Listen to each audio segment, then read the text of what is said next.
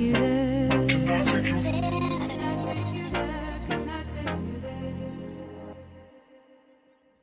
Halo teman-teman, nama saya Oresda Krisanti. Saya akan menyampaikan materi mengenai teori-teori bisnis internasional untuk memenuhi tugas ujian akhir semester. Teori yang akan saya bahas antara lain adalah teori endowment, teori Landgraf paradox, dan teori international product life cycle.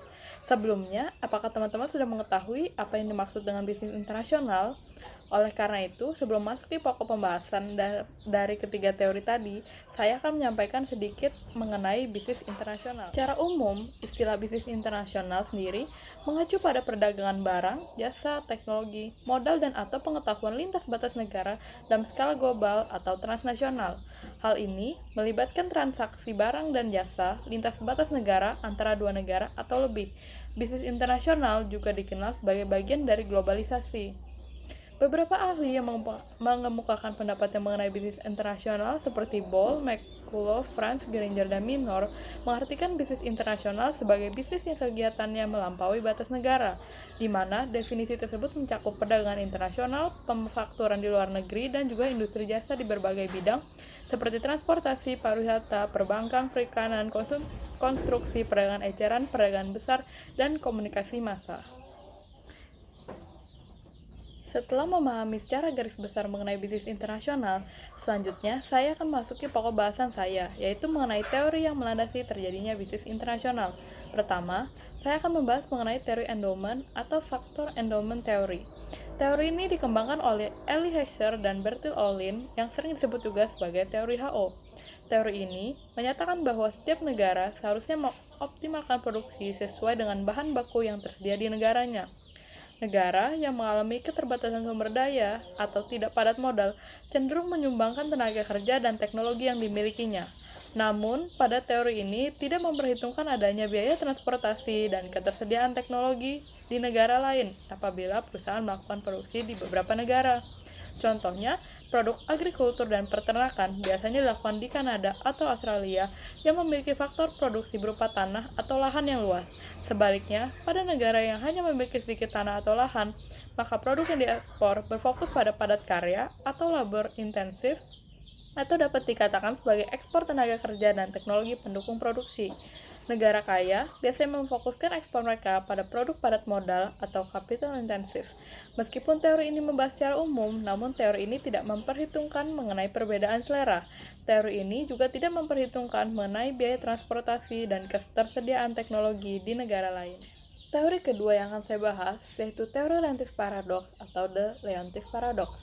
Teori yang dikembangkan oleh W.W. Leontief. Teori ini sendiri merupakan kebalikan dari teori Heckscher-Ohlin yang menyatakan bahwa keberkahan modal atau sumber daya di setiap daerah tidak sama jenisnya dan sangatlah beragam, sehingga akan sangat sulit apabila hanya diukur berdasarkan kekayaannya saja. Misalnya dalam proses produksi, tenaga kerja dengan keterampilan tinggi mampu menghasilkan produk yang bernilai lebih tinggi ketimbang produksi tersebut dikerjakan oleh tenaga kerja berketerampilan rendah. Dari penemuannya tersebut, ia menyatakan bahwa Amerika Serikat merupakan negara yang padat karya ketimbang padat modal. Padahal, anggapan sebelumnya pada teori Heckscher-Ohlin menyatakan bahwa Amerika Serikat lebih padat modal ketimbang padat karya, di mana teori Leontief ini sulit diterima di kalangan ekonom. Ia menjelaskan bahwa tenaga kerja Amerika Serikat sangat produktif ketimbang mitra perdagangannya. Leontief beralasan bahwa faktor keberkahan modal itu tidak sama jenis dan sangat beragam bergantung pada parameter lain selain kekayaan alami. Ia beranggapan bahwa kemampuan tenaga kerja berperan penting dalam proses produksi, di mana tenaga kerja dengan keterampilan tinggi mampu menghasilkan produk yang bernilai lebih tinggi ketimbang tenaga kerja dengan keterampilan rendah.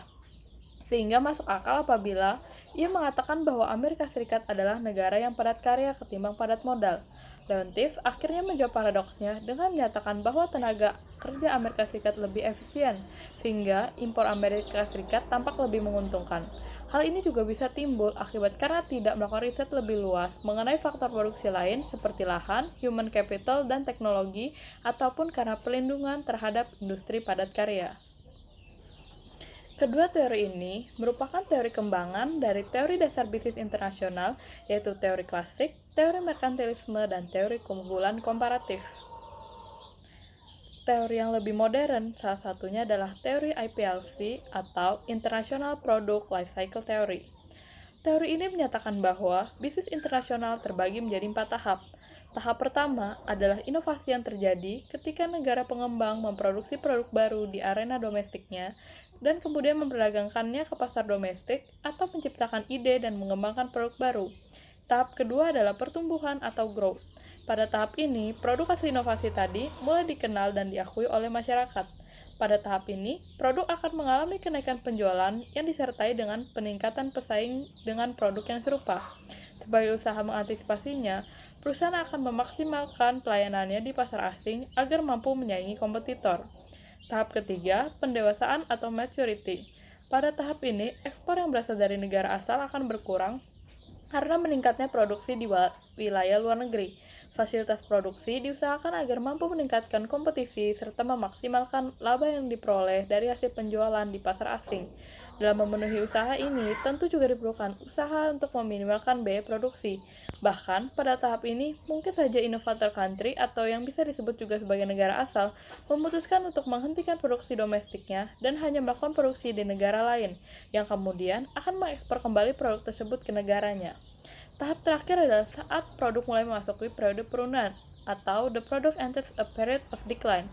Penurunan ini biasa disebabkan oleh kompetitor yang telah mampu mencapai level yang sama dengan negara manufaktur asli.